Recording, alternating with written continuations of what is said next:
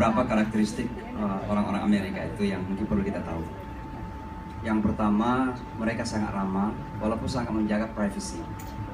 Jadi terkadang hidup berdampingan dalam satu building apartment itu hanya good morning, how are you, tapi mereka saling tersenyum setiap saat. Artinya ramah tapi menjaga privacy. Saya tidak ingin mengatakan individualistik karena itu negatif, tapi menjaga privacy.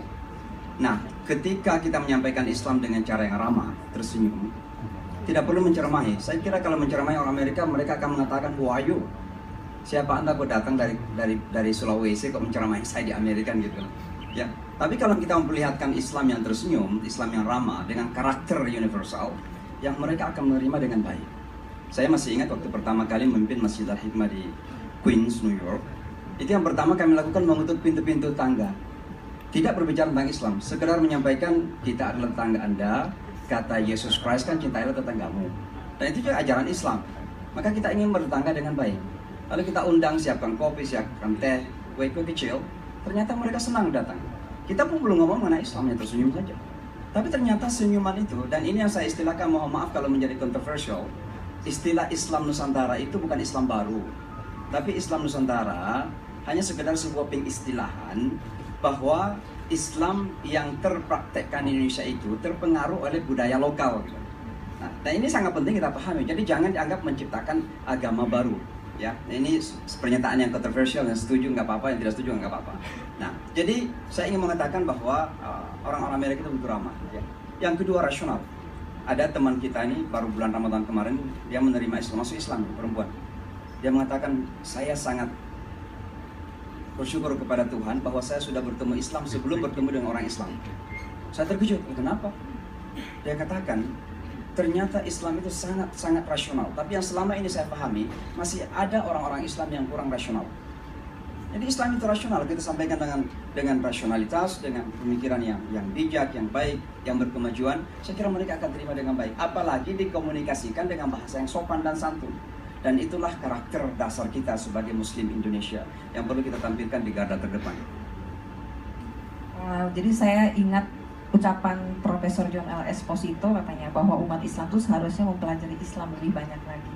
Mungkin jangan-jangan kita juga kurang mengenal Islam ya, sehingga tidak bisa menyampaikan keindahan Islam itu. Nah sekarang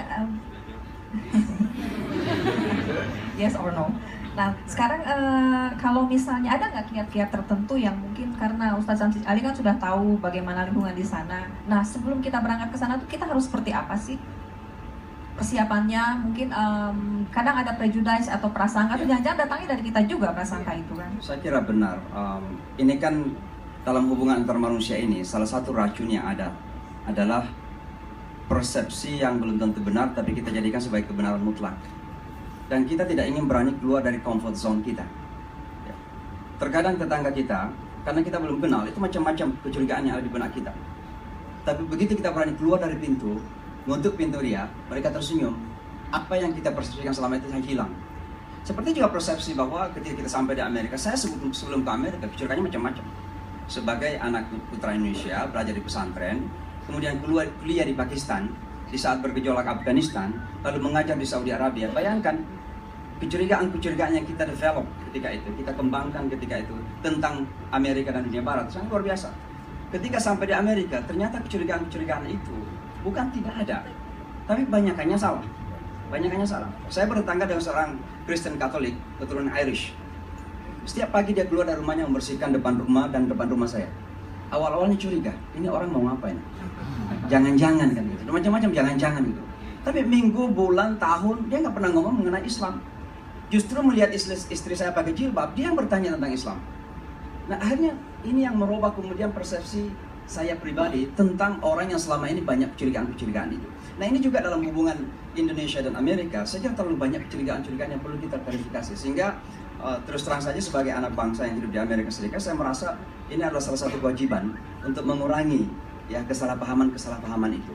Kesalahpahaman Amerika tentang Indonesia dan Islam Indonesia, dan kesalahpahaman Indonesia juga tentang Amerika, khususnya selalu diidentikan bahwa Amerika itu adalah negara Kristen atau negara Yahudi. Sekarang ini Amerika tidak lagi Kristen dan Yahudi, tapi negara semua agama. Mungkin dengar ketika Barack Obama menyampaikan pidato pelantikannya pertama, Beliau mengatakan America is the country of Christians and Muslims, Jews and Hindus and others. Jadi bukan lagi Judeo-Christian nation, tapi merupakan negara yang berpenduduk seluruh latar belakang. Dan itulah Amerika yang kita pahami. Baik, saya ingin menyapa dulu audiens yang ada di Surabaya. Mana nih? Assalamualaikum semuanya. Bisa terdengar? Bisa. Oke, baik. Sudah mengikuti dari tadi ya? Ya. Agim, ada yang mau ditambahkan nggak? Tambah. Kurang. Udahlah, diperlebar rasa bersaudara tuh ya. Yang pasti memang yang paling utama adalah saudara seakidah. Itu sudah hukumnya begitu.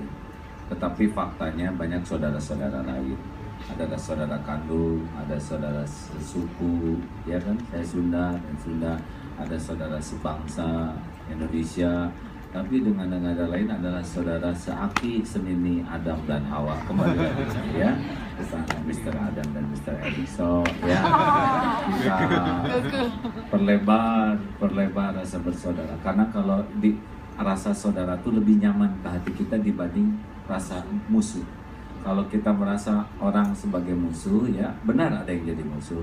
Tetapi kalau semua jadi musuh pasti capek, benar. Pasti ada juga orang-orang Amerika dan mungkin pemikiran pemerintah Amerika sesuai dengan keperluannya yang curiga dan waspada terhadap itu fakta ya, dan berperang malah ya. Tetapi tidak boleh kita menghakimi seluruhnya menjadi seperti itu. Kita proporsional saja. Saya sebagai rakyat ya